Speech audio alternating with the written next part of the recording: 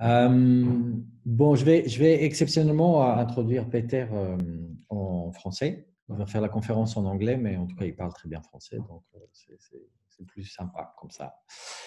Donc, on est absolument ravis d'avoir avec nous Peter Swinnen, qui est architecte, qui a, si je me rappelle bien de son parcours, a commencé à travailler chez le Top Office, puis plus tard, très rapidement dans sa vie professionnelle, il a monté une agence d'architecture 51-4E. Je crois qu'ils étaient 4, plus tard ils étaient 3 pendant très longtemps. Je crois que Peter est resté à peu près 15 ans, peut-être un peu plus. Parallèlement à ça, et vers la fin de sa période 51-4E, il est devenu aussi ce qu'on appelle le Vlaams-Bouwmeester, c'est-à-dire le maître architecte de la région flamande. C'est une position politique et qui touche beaucoup à l'aménagement du territoire, à la qualité architecturale, dans l'ensemble du territoire flamand. C'est quelque chose qui n'a pas de parallèle en France, qui a un peu de parallèle aux Pays-Bas, mais pas trop en France, et qui est quelque chose qui permet aujourd'hui de faire de l'architecture flamande, ce que tout le monde connaît, c'est-à-dire une architecture exceptionnelle. Donc, elle trouve vraiment ses sources dans cette institution qui a une vingtaine d'années maintenant, et donc Peter Swinnen était Vlaams-Bouwmeester pendant 4 ou 5 ans. Et depuis, il a beaucoup enseigné aussi parallèlement à ça, je crois à la fois à Louvain, à Bruxelles, à la Cambre, à Saint-Luc, à l'ETH Zurich, à la AA School, aujourd'hui à Luxembourg, à l'Université de Luxembourg. Il a créé son agence tout seul il y a peut-être 2-3 ans, qui s'appelle CRIT. Je crois qu'il avait des plans aussi de faire un PhD en architecture, mais ça, je ne sais pas du tout où ça en est. Et aussi, tout dernièrement, il a publié un magnifique petit livre sur René Eyvaert. On en a un peu parlé dans le cadre de notre séminaire de fragments. Donc, quelques-uns de fragments ont déjà rencontré ce petit livre. Voilà. Et donc, Peter va nous parler de… Je n'ai aucune idée. Enfin, j'ai vu l'image comme vous, mais il va nous parler de quelque chose qui est tout frais, tout chaud. Voilà. Merci infiniment, Peter. Ok. Merci pour l'introduction, Ido. Comme dit, après, si vous avez des questions, on peut se parler en français, aucun problème. Mais je préfère donner la conférence en anglais. Ça va être un peu plus fluide. Vous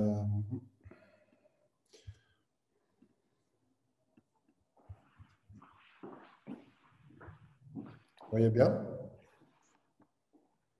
Oui. Très bien. It will be probably a rather short lecture in the hope that we can have the remaining time for a real discussion, not a pro forma one, but a real one. Let's see. Titled Provoking Public Architecture. As Ido explained, so far I've taken up different, let's say, capacities linked to architecture, both in private practice and public practice. With the sole kind of red thread that architecture, I think, is a kind of whether we want it or not, is public. Although I think the architectural discipline often forgets that it's public. Even, let's say, if you would make a project, design a project for a dark blue private developer, I think still the project needs to have a public capacity. And one of the things also that interests us as such, I mean, it's not a searched for position, but it's something that we do almost in a natural way, is to try to help clients to establish, let's say, the right question. Before you start even think of designing, hopefully the right question could be on the table. A very quick look at the website, just that you see, indeed, there is architecture, there is exhibition designs. Ido talked about a little book on René Eyvaert. I can also link you to the little book now on Luc Deleu and Top Office, which just came out last week, which is actually the second booklet in the series. By now it's becoming a series. The third one is coming out next year. But I want to talk to you about the left top corner project, called Le Muses sont doubles. And this is the final product so far. And I will try to, let's say, take 20-25 minutes, try to explain you how we arrived at this maybe rather strange project. A project which, and in that sense, you have a kind of primeur. This weekend was in the newspapers. So here you see the museum director behind the model. It's always good to see a museum director posing with a model. Yesterday evening, we had a live broadcast, and also a publication came out with the same title. But before I go into that, maybe just allow me a very brief... Ok, obrigada. Vou fazer cocó, posso? Tem que fazer cocó. What? Somebody has to unmute, I think, no? Are we okay? I hope so. This may be a strange scheme. It's in Dutch. It's a scheme for a PPP program, Schools of Tomorrow, which was partially led also by the Flemish government architects. But a PPP, of course, has different types of, so it's public-private partnership, has different types of stakes. And what's always struck me is that the architect is literally somewhere on the outskirts of the whole organization scheme, which actually more or less coincides with the reality of things. At the same time, the architect is almost attacked by big piles of contracts where, you know, impossible level of responsibility, juridical responsibility, is shoved towards the architect. Since a couple of years, I've been more and more being doubtful about, let's say, architectural practice through competitions, knowing that, let's say, imagine you have a competition, then conceptual design, schematic design, all the things that follow. And what I'm mostly interested in at the office is the pre-phase. So what just comes before you actually start designing, also a phase I call, or could call, policy whispering. So it's through architectural design whispering, hopefully good ideas in the ears of the powers that be, so that projects might have a chance. So a very quick, maybe speculative definition of what I call policy whispering. So capacity of architecture to influence in a proactive manner political policy and in favor of public interest. Sounds naive. At the same time, I think it's highly needed. And this is also why I took up the position of government architect, but also the way we try to lead our private practice today. This is on the right, the museum director, on the left, the technical director. And at the very moment where we started to whisper in each other's ears, I will come back to that later. But first, there's a kind of preamble of a competition. A competition for a site in Ghent. I don't know if you know a bit of Belgium. Ghent is on the west of Brussels. For, as you can see here, an urban park, a very potentially nice urban park, good scale. Within the middle of this thing, a Frankenstein construction so the competition was actually asking for new insights for this thing, which is a huge Congress center in a park, which already is an anomaly. And in the middle, you have old industrial, although not Paris size, but an old industrial site with a beautiful hall. Let me just, so here you see the park, this rather important infrastructure in the middle of the park. Maybe just also to briefly state, this was a competition, so 5 teams. Competition by the Flemish government architect, so the open call, which normally should guarantee a certain quality also of procedure, and also guarantee that the initial question is precisely defined, which in this case I think it was not. The 5 teams So we had l'AUC, we teamed up with, or La Caton Razal asked us to team up together. You had the Velder Vinktailleux, 51 en Forêt, and Nu Architecten. And the last one I can't see, there's this thing in front of my screen, wait up, I have to. And Agua, sorry, and Buddha. So good offices, interesting offices. And offices then that had to work, let's say, the question was how to link this huge Congress hall, as you can see here, so from the 70s, to the hall in the middle. And the hall in the middle is called the Floralia Hall. It was built in 1913 to house a temporary show, so a flower show. And then with the ambition to actually have it shipped off, this was still in the colonial times, to Kinshasa as a railway station. So it was a kind of almost circular economy thinking, but this is the Congress Center inside. Hardly any relationship with the park, so it's a kind of deeply autistic building. A couple of other images of, if you go around, this is the hall that you see here. Here you see the exterior of the velodrome, and inside the hall at the back, there is this one still empty space where used to be a casino, is now actually waiting for a program. And the open call actually asked to refurbish the Congress Center and to expand it to the hall, and also take in this space in the hall, which I think is a completely fundamentally wrong question. I'll try to explain briefly.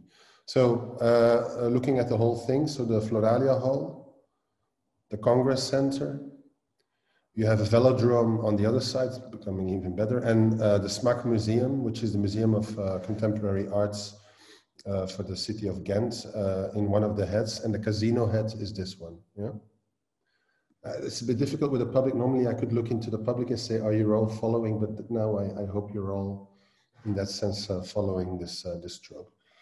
And so the competition was trying to enforce this T logic, so that all of a sudden the Congress Center, which already is in a way too big for the park, could become even bigger. And in a way almost privatize a big part of this Floralia Hall, which in itself is a fantastic oxygenous space in the city center, even without program. I mean, it's fantastic to be there just to breathe. But funnily enough, in the competition, which in a way also had the ambition to look at the park as a whole, for certain political agendas, the velodrome and the Smaak Museum were not sitting at the table. They were not allowed to sit at the table. So it was a kind of very limited coalition, i.e. the Congress Center and the Floralia Hall.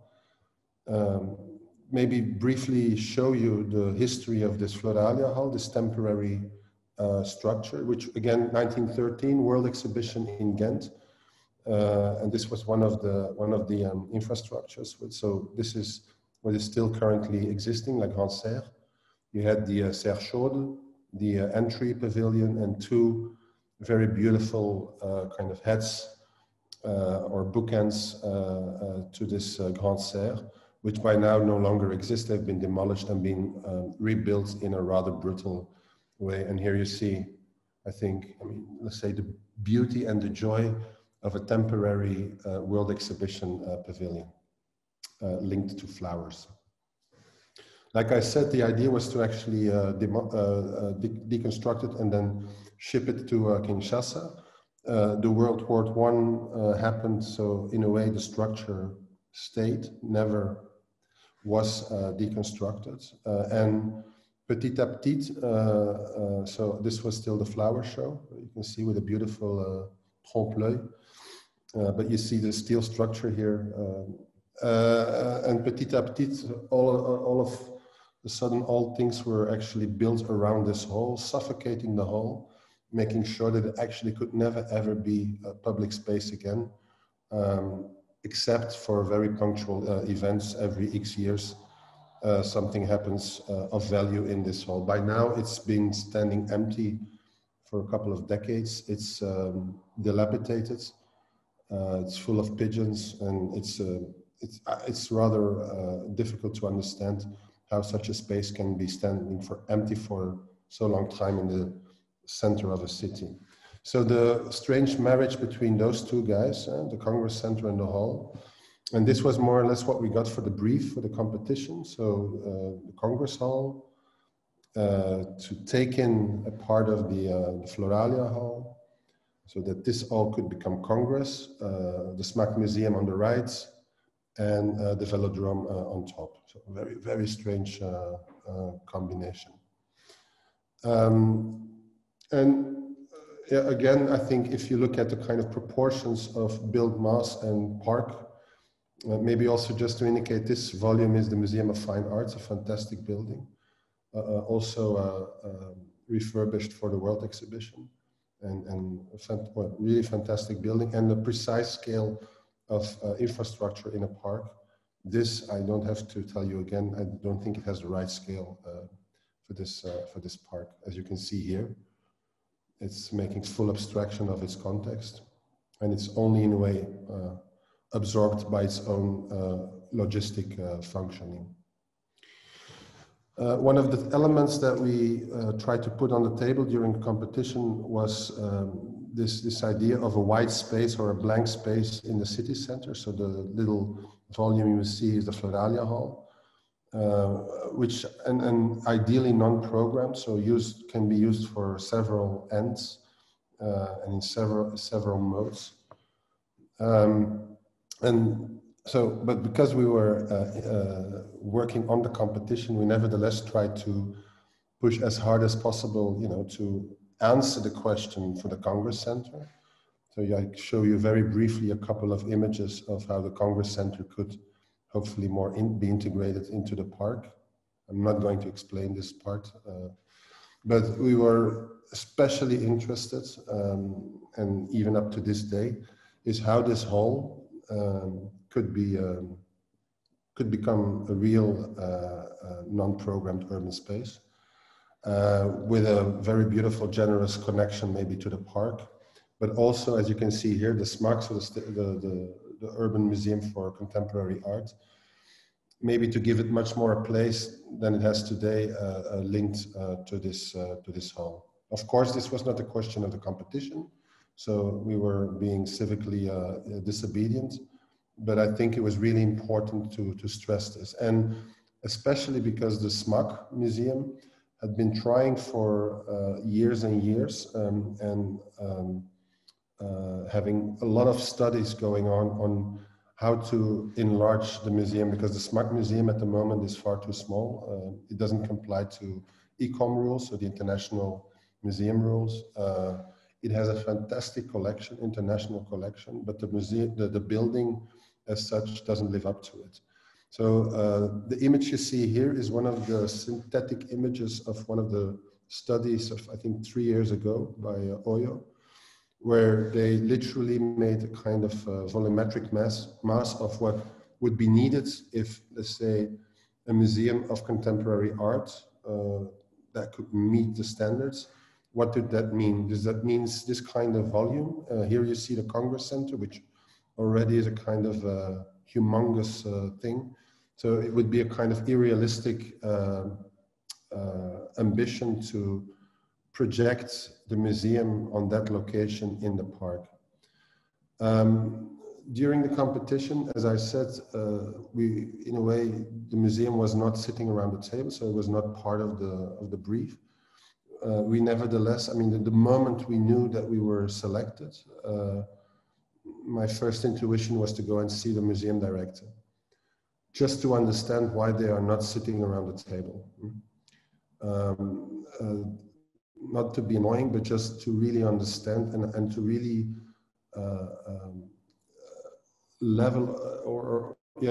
get a grip of how the political situation was actually, what kind of political situation was at hand. And in an almost natural beautiful way, dare I say, we started talking and sharing, let's say, certain thoughts, also certain fascinations, but also very clearly, let's say, the urgency of the museum.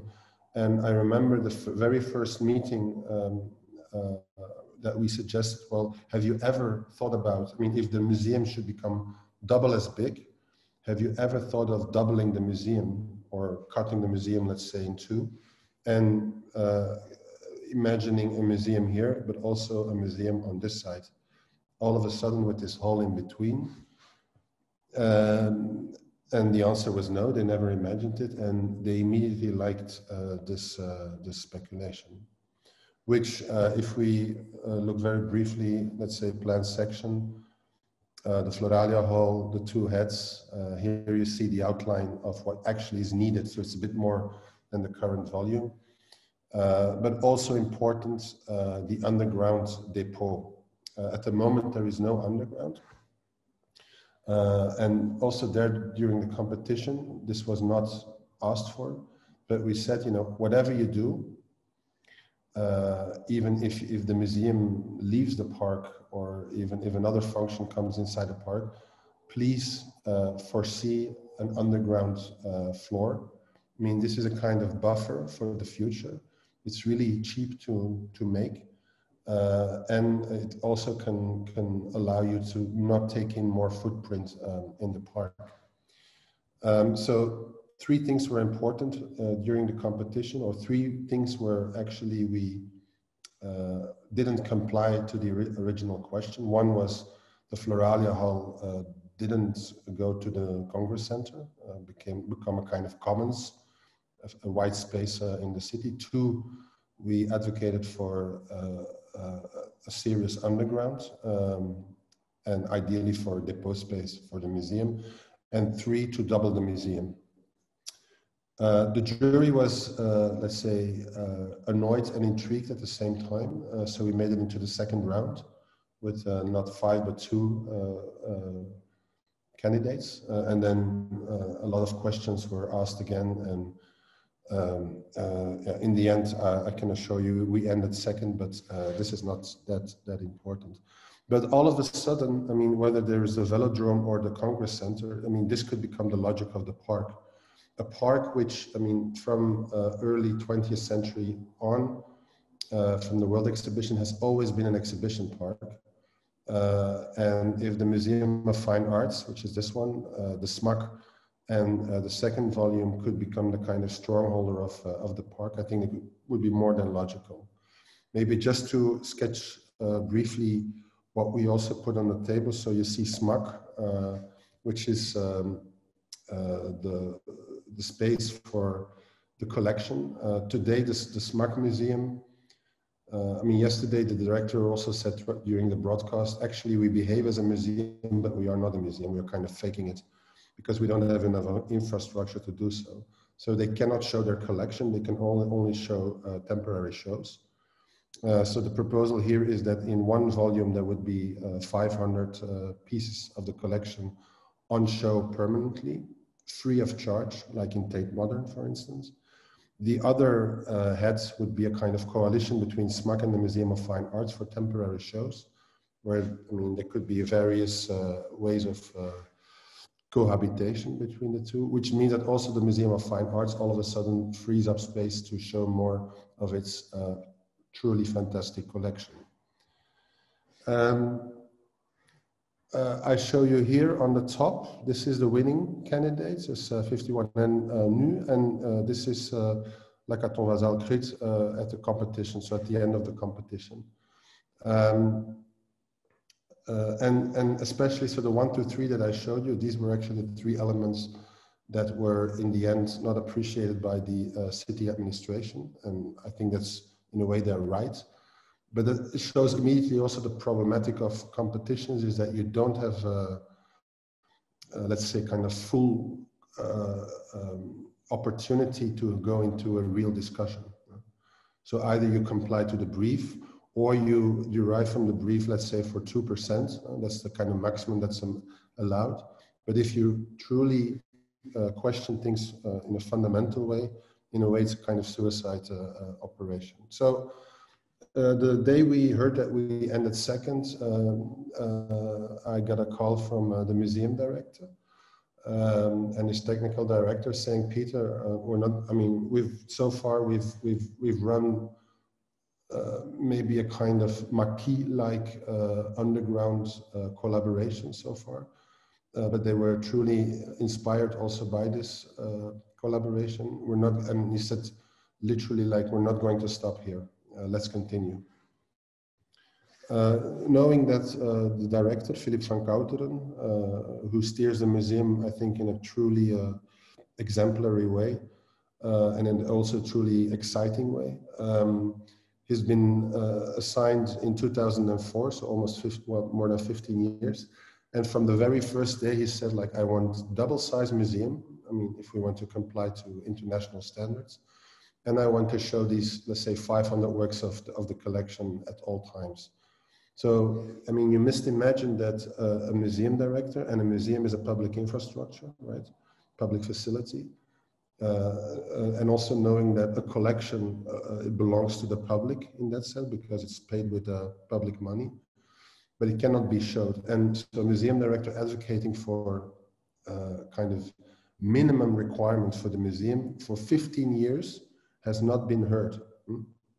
Although there have been multiple studies, yes, but I mean, there's so much things that you can trust to paper before it becomes completely impotent. So all of a sudden, by not complying to the rules of the competition for the Congress Center, we found ourselves with not a real client, let's say, but somebody who was interested in what we were able to offer. And here you see the SMAC Museum as it is today. So this is one of the heads. And you see in the back the Congress Center here. In front you see the Vito Acconci beautiful truck installation. And the SMAC, I want to show you a couple of images of how they work. This is one of the installations of McCarthy, both in this case on top of SMAC and in the Floralia Hall. So on a punctual basis, they use the hall, and when they use it, I think they almost always use it in a very, very precise and exciting way. The SMAC has been always a bit of kind of a ghost museum in the sense that they've always been struggling to have appropriate infrastructure. This is from 1983, when they didn't have any infrastructure at all, and they were still housing at the Museum of Fine Arts, and they put in, this was an exhibition called Museum zoekt Museum, so museum looks for museum. It's kind of ad.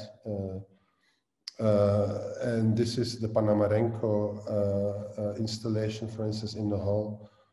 Another picture. I mean, all of a sudden, these things, even if the hall is shabby, not completely complying to any rules, it's a fantastic location and it gives oxygen. This was at the opening of the SMAC. So the SMAC, in the end, managed to get a kind of own infrastructure in 1999 with its former director, Jan Hoed, and this was at the opening. So in the installation view, this was 3 years prior, Chambre d'Amis. Maybe you heard of Chambre d'Amis. Chambre d'Amis was, there were 51 locations in the city of Ghent, private locations where artists were invited. This is Daniel Buren, where he produced in one of the private homes, it was a private collector, Le Décor et son double, of which, of course, Le Musée son double is a tribute. I will explain that later also. And here you see the part of the construction site in just before, let's say 98, I presume, where the head in a way was slightly topped. The head being this in the 50s, kind of very flexible building, the building's tight. And this was the plan of the opening, which I find quite revealing as well, because you have the Floralia Hall, you have the museum, the new museum, but and the Congress Center and this head were not used during the opening. All the rest of the infrastructure, it was this grand big fest, and all of a sudden you had a kind of really vibrant place in the city.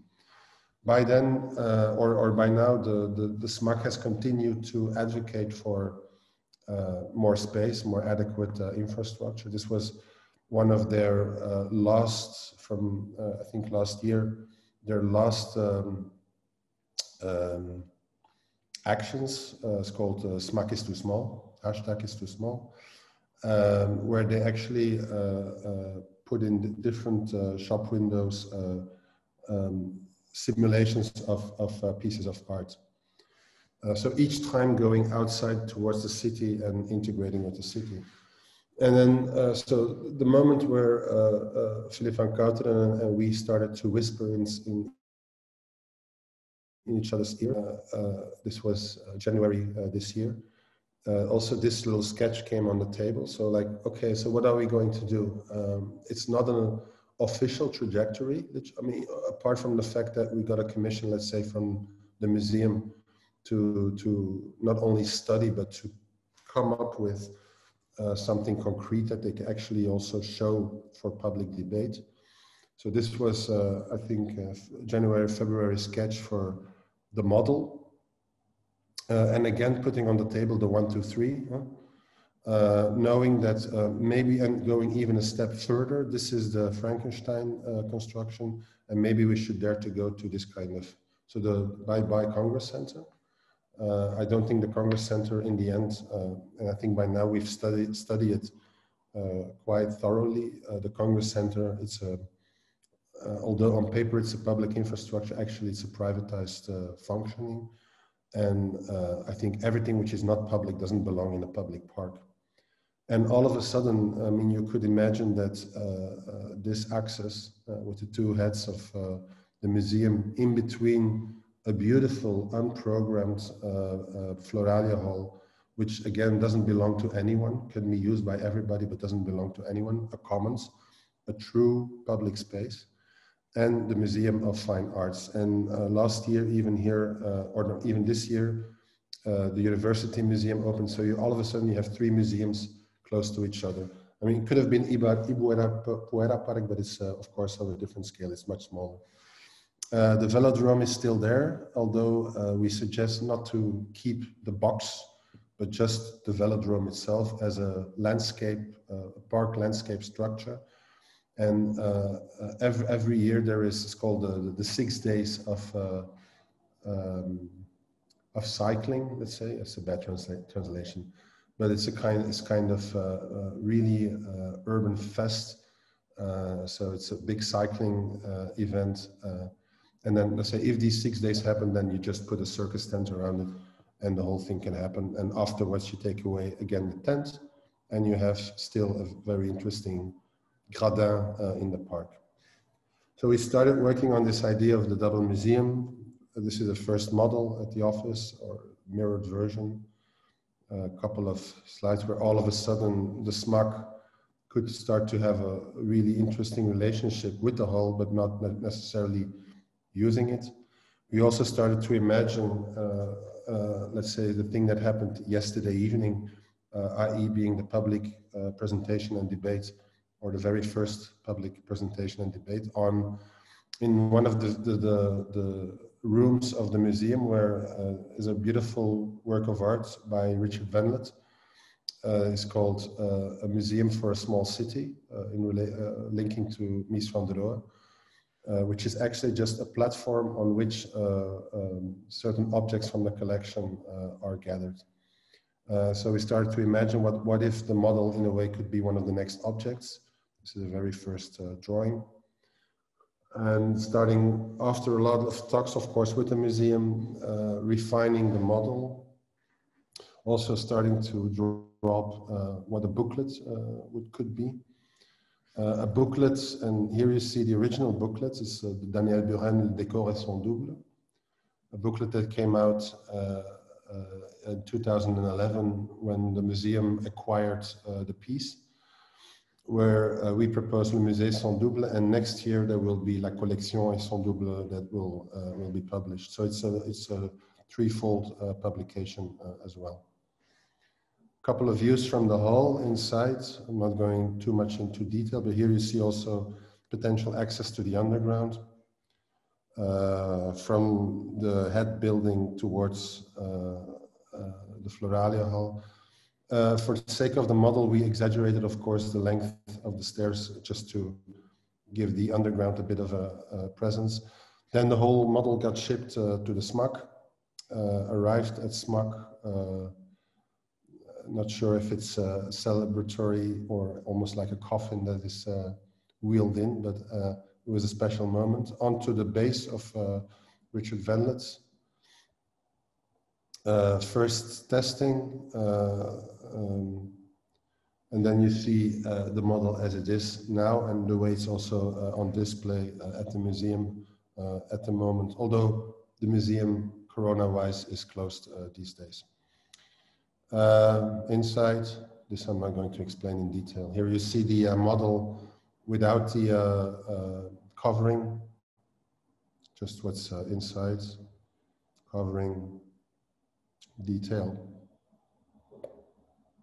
But then also importantly, I mean, the whispering, of course, can be between an architect and a client, but that's the easy part. I think the whispering also should happen higher up. And so we prepared, this was, I think, September. We started to see different politicians who in the end, of course, have to give their okay or have to support the project. Because again, you have to understand that we're still in a modus where the museum is not invited around the table to discuss their position in the park, right? So they're still in a kind of pushed in a corner. And in a way being extremely proactive, because coming forward with this model, which could either be considered as a kind of attack or as a beautiful gesture and a beautiful present in a way. And of course, we were advocating for the second position. So this is a moment where we presented to the aldermen of culture. It was a very intriguing, long session, but very positive. And then I'm going to jump to last weekend. So first articles in the press. So I mean, all of a sudden titles, which I think are quite nice. So Ghent wants to clone itself, the museum wants to clone itself.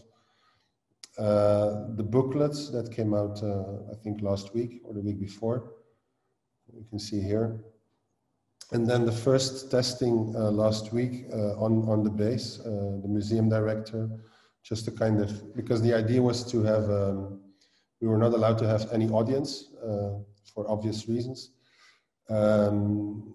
So, but still to make a kind of almost decor, where the model in a way could be central and could be also the central topic of discussion. This was then the press release or the announcement this month.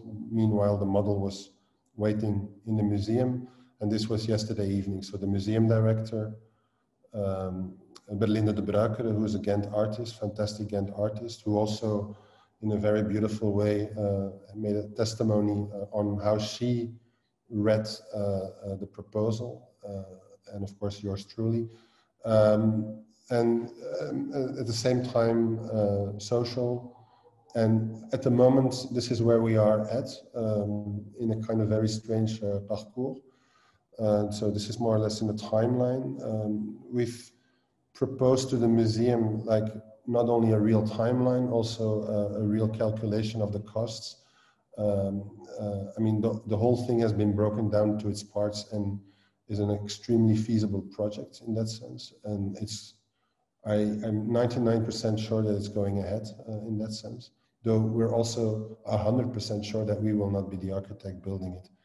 But that's another discussion. And here you see the, hopefully maybe with the Baumeister, the government architect, so an open call procedure with the aim to start constructing 2025, opening the building in 2028, and by 2030, Ghent is a candidate for the cultural capital of Europe, if all goes well. So these three outputs, a model, a book or a cahier, and a first public debate, although without a public night yesterday evening.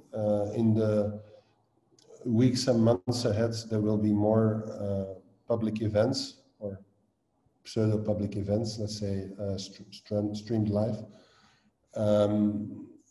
with the ambition that in February of next year, the model will be for a month on show in the museum. And in that sense, allowing the public to literally see the model, and also, and not in a kind of pseudo bottom-up way or pseudo participatory way, but really try to understand how this model in a way is received, and not to say that this is the right answer, but I do think we have put on the table the right question. And of course, maybe the biggest question in the end, and this is where I'm going to end and open up for discussion with you, is we have pushed, let's say, in a kind of, it's a form, I mean, our trajectory, the trajectory that we've run so far, it's a formal trajectory, so it's an official trajectory, but it's also, of course, a parallel trajectory to the trajectory the winners of the competition are leading. And I think the two can perfectly go together. If all goes well, I think there are no impossibilities. At the same time, I want to stress, let's say, our position that a park is only a park if it's actually a park. And if the park is filled with infrastructure, I don't think it should be called a park, let alone a public park. Voilà, that's the entry for discussion.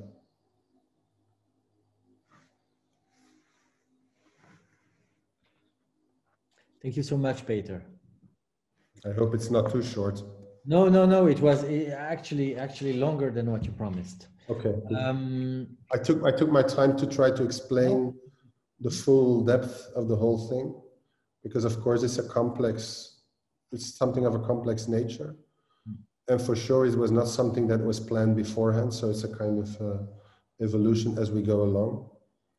But to be honest, I'm maybe for the very first time, I'm extremely happy that we didn't win the competition, which allowed us to open up the field and to work with another, let's say, potential client, which I think is much more important for the city and for the park than the original competition's question. Okay, thank you so much. So I invite the students to maybe either ask questions in English or in French. Either to send us via chat, we can also read them for you. But maybe in the meantime, I have one or two questions or remarks myself, Peter. Okay, so now for the first time, I understand the story. I didn't understand so far the relationship. So I think it's fascinating. It makes me think of this strange story, probably you know it, of Gordon Bunshaft, who was supposed to be a jury, participate in a jury for the library of Yale, Beinecke Library.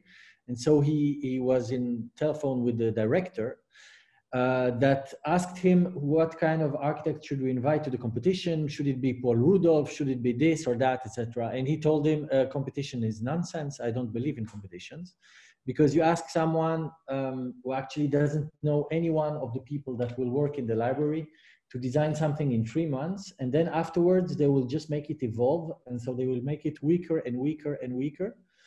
And so they discussed a lot between them on the process, on the library, on the meaning of the library, and then of course finally he got the commission to design it himself. So you say that probably it will not be you. No, for sure. To do the competition, to do the project yourself, but you never know. No, I know. No, I think that's maybe important to stress, and not to be more holy than the Pope, but I think, I mean, the last couple of years, I've seen too many practices doing both the study, then the competition, and even winning the competition. I don't think that's ethically sane, to be honest.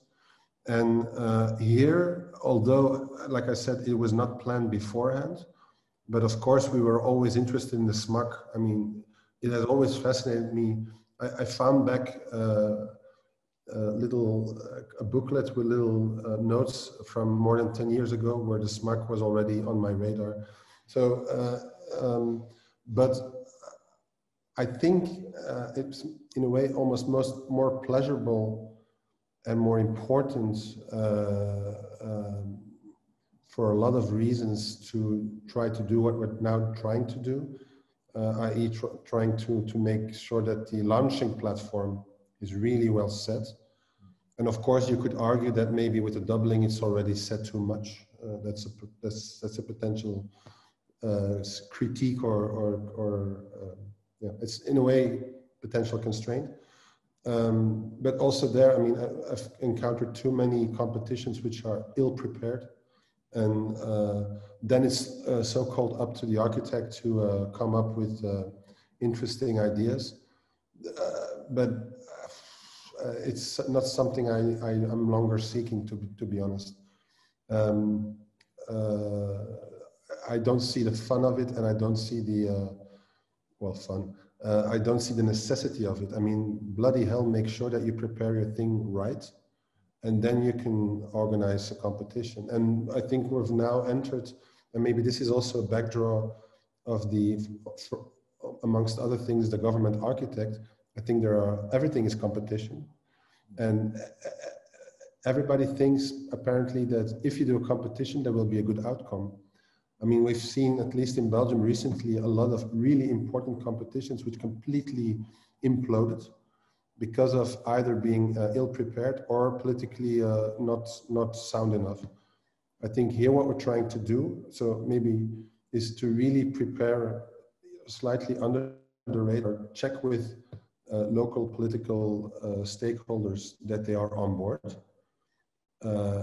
Also, I mean, before we went yesterday public, I mean, we were sure that we're not just doing kind of kamikaze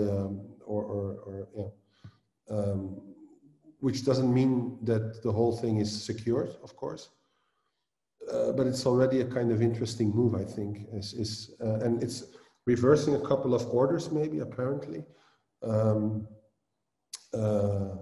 Yeah, and I mean, now again, I'm maybe a fan of competitions in the sense if they can produce something else. But I think the outcome of the competition itself, and I also there auto-critique, I mean, I think 5 very good équipes, huh? And in a way, what was produced in the end was not urgent, I think. It was not critical. It was trying to find a bit the margin in the brief. And I mean, if as a discipline in that sense, we are a bit also honest to each other, I think we should, I mean, we're worth more, and I think we should try to be on that. And in a good way, again, trying to be that too. And this is an attempt, because interestingly enough is that, of course, what we are proposing will have an impact on the Congress Center outcome. But this, I think, is interesting. I mean, although today maybe it's felt as antagonistic, slightly, and maybe parallel, although this again was not planned. I think maybe now we have a tool to critically also challenge the Congress Center brief in a way, post factum. That's also, and yeah. Okay, I have 2 questions. Really very different one from the other. First one is about the, let's say, money, budget, montage. The fact that you somehow, let's say, in the most radical option, you really take out the Congress Hall, put it elsewhere. You say it's a public park, it's a public space. It should be accessible to public, and the park is not big enough today. And the thing is out of scale. So I guess this will cost a lot of money, and it's a public decision to say that there is a kind of large investment. Do you think, let's say, do you think it's feasible in the sense, or do you think it's too ambitious for the current politicians? Well, can I, or do you want to? Yeah, go ahead. I think I think it's truly realistic in the sense that by now there is a bit more than 20 million foreseen to either refurbish this old Congress Center, which, I mean, it has its qualities, but not on that location. Or it has potential, certain qualities, not a lot, but a certain. So with it 20 million, if you would deduct, let's say, the demolition cost and the recycling cost, maybe you still have, I think, enough budget to build somewhere else on a maybe less precious ground, because this is in the middle of the city center, and again in a park. Build a Congress facility.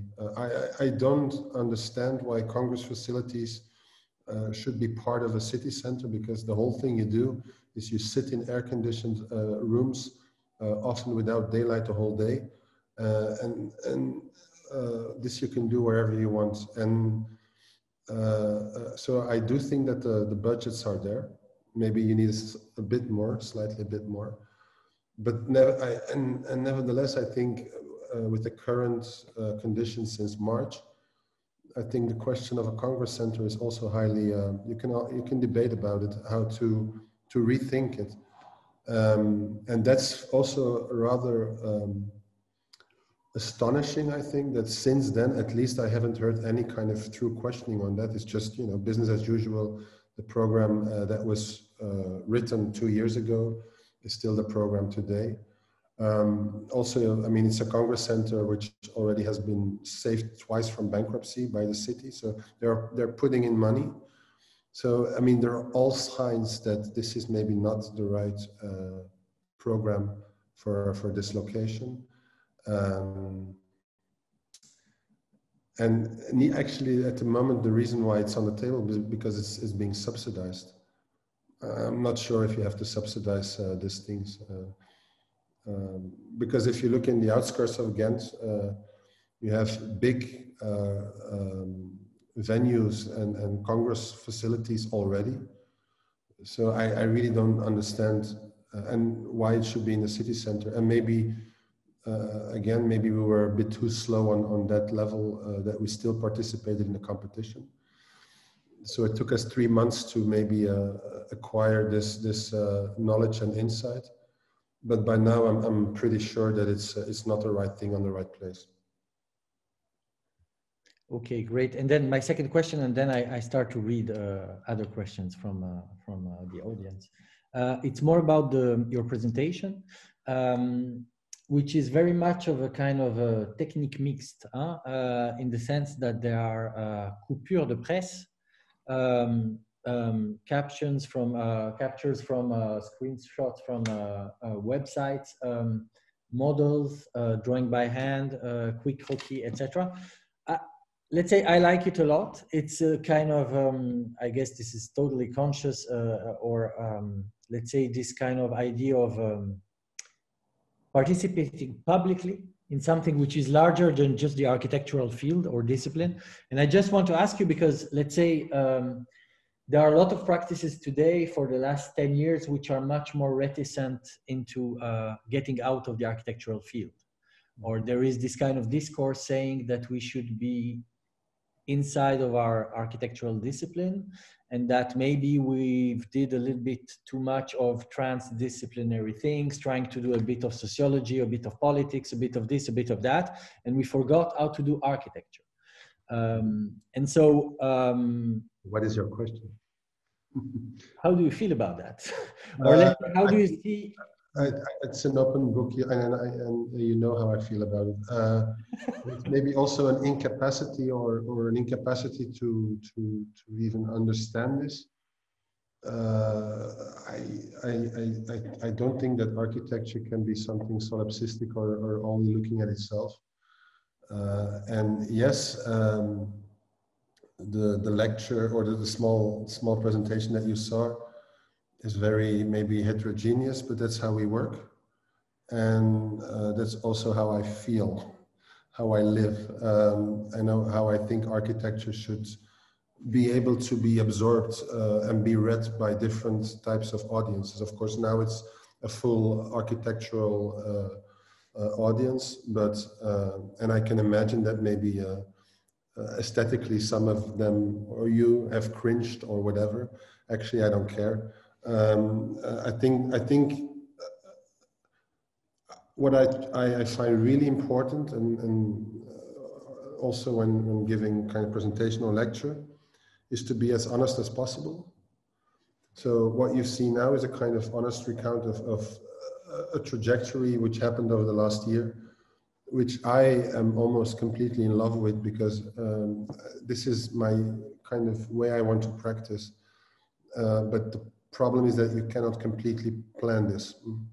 It really depends on who you have in front of you, who's willing to do what, and etc., etc. And I think that the less formatted, well, it's of course formatted still, but it's less maybe also aesthetically formatted. Yeah, for me that's a necessity. Otherwise I go nuts. And I lose interest, mainly that. I lose interest. I'm not interested in architecture for the sake of architecture. Thank you. I will read some questions. Could you develop more? What is the function of a Baumeister? And then tell us from your experience, what were the pros and cons of that function? Should I continue? It's a lecture in itself. That's a lecture in itself. Number 2, how this experience influences you now, and that you are back to regular practice as an architect in the process of negotiation/whispering. Question number 3, in your practice as an architect, you are a prolific producer of books that give actual depth to the project. How important are they in your approach to architecture? Okay. So the government architects, this was between 2010 and 2015. I was at the time 37 and I was absolutely no candidate to be government architect, because at the time with 51 and Paris, we were, I think, on a roll. I was enjoying myself thoroughly because it was still the experimental phase of the office. Yeah, well, then all of a sudden I was headhunted. I thought it was literally, I thought it was a joke. But the problem is that once I start thinking about something, I'm immediately absorbed by it, or I'm intrigued by it. And so before I knew it, I had a kind of full policy document ready. And then of course, then the gusto started to happen to actually perform on it.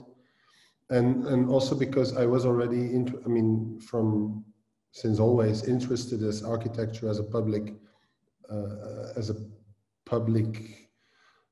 outcome, as a public mandate, and as a public practice. So then performing public practice literally in a way, you have to practice what you preach. So for 5 years, and I can recommend it in that sense to everyone, to stand, let's say, on the other side almost of the spectrum. Although it's of course not easy, because it's a completely different world. But it allowed us, because we had a team of 20 experts, it allowed us to develop a couple of tools, which some of them more successful than others, but at least we could test. So it was a truly experimental 5 years, which not always was appreciated politically, but that's another issue. And I think in these 5 years, we really ventured, we dared, and we pushed. I can give you a lecture on projects that would never have existed without us pushing, and really important projects. So architecture, just for the sake of architecture, is not enough to convince anyone. Huh? Just to, and I think well, regular practice now, I disagree. I don't think we are, in that sense, regular practice. I try to, together with a team of also equally fantastic people who are really engaged and putting their head on the chopping block together with me, we try to be proactive, so to look for, let's say, the right entry points. We try to diminish our participation in competitions, for instance, or at least not just as a general rule or a general way of keeping us busy. I rather do something else than just do competitions, to be honest. So in that sense, I think what we try to do now, we try to do the things that we think are interesting and urgent, which is of course highly personal and not to be addressed by anyone else maybe. But that's my way of making sure that although it's a private practice by definition, it still is a public practice. So the influence of this government architect experience, but also the influence of the first, let's say, 10 years, the experimental years of 51 and 4E. The 5 years after that, I think were less, maybe less interesting. But those two experiences together, I think, have also formed what we try to do now, which is proactive and what I call unsolicited. Your question, Ido, on the research, also there, and because I think it's still it's more than we wish. It's a hot topic. So academia, practice, and all these things. I mean, by now, if you want to teach, you have to get your PhD, which for me is a kind of complete difficult thing to understand, because I've taught always without PhD. So, but of course things change. So what you've seen today, this is part of the research that I'm presenting next year. So it's also that kind of intertwined. So the research is part of the practice and vice versa, without being too naive about it. And the books, well, I just simply enjoy making books, full stop. And we make books on the people that we like and yeah, just the people that we, or the practices that we like. And like the last book now on Luc Deleu and Top Office, like I said, he's my mentor. Tomorrow we have a book launch, a digital one, but I spent last week, we recorded it, just kind of top camera, just see the book and our hands, and we just talk about the book. And he's by now 76 years old, and it's a true privilege to do that. And the book is each time linked to an exhibition, which will open May next year in Antwerp, and is always also linked to a film, which opens or which airs April next year. And that's pure joy, because it's a lot of practices are unknown or very local, but nevertheless extremely interesting and very kind of vibrant. And I mean, all the books we're making so far, the little books, are actually people linked to my alma mater, St. Lucas School of Architecture, Brussels, who nobody heard of, I think. But it was actually a really good school, and still is a good school in Brussels and Ghent. And these are people who taught us, and who for, like, Luc now has 50 years of practice, where he never in a way got a real commission. And nevertheless, he produced, I think, the most fantastic, obnoxious work, which is not known. And this is for me stunning that it's not known. So I think it's also a bit in that sense, kind of a joyful task to put those things to the fore. And I think the third book will also be great in the series.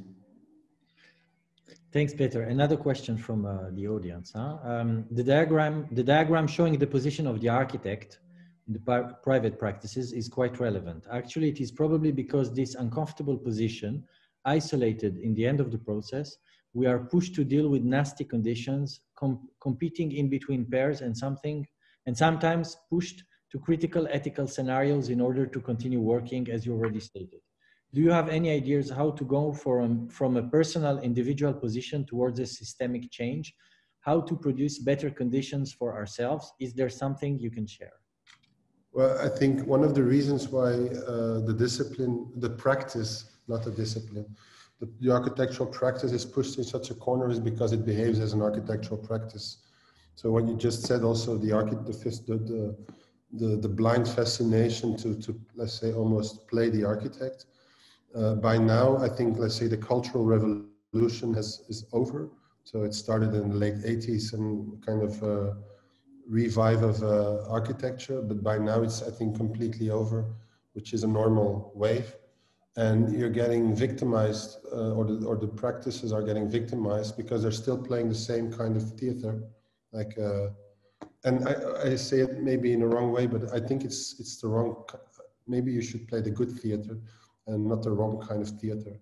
You cannot behave as you think as an architect at all times. I think it's almost like a private concern.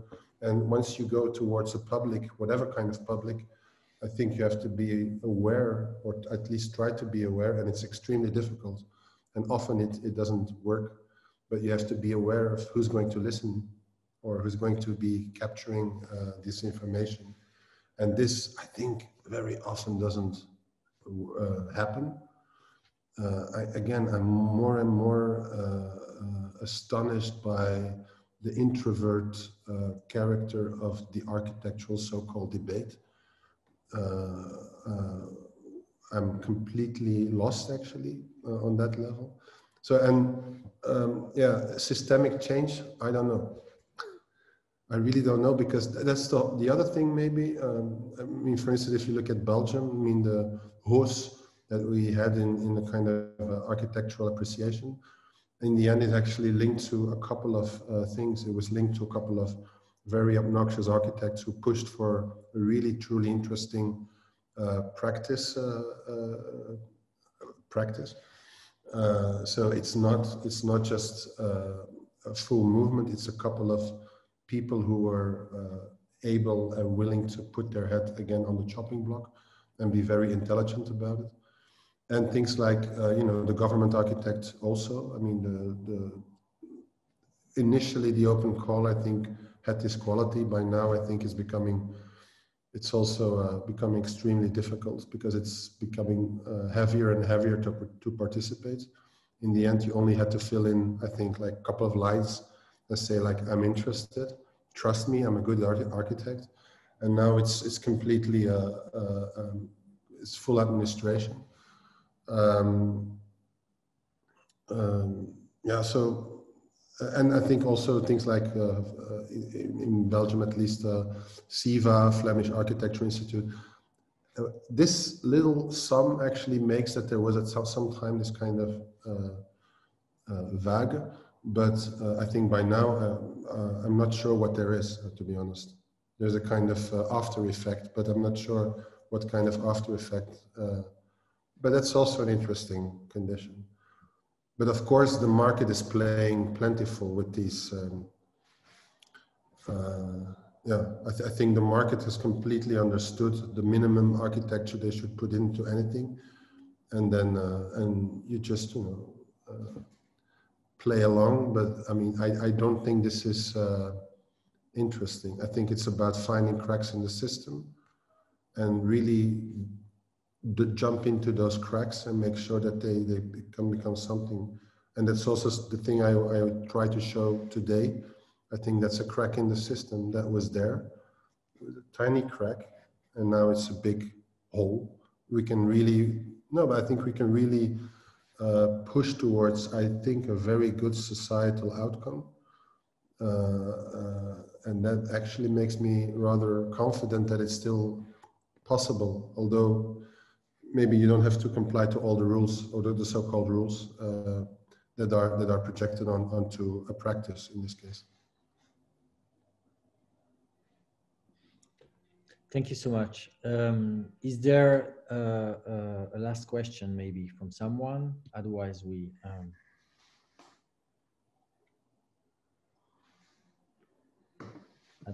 done. I think we're done. Merci infiniment. Avec plaisir. It was a pleasure to listen to you again. It's been a while now, and also to discover the project.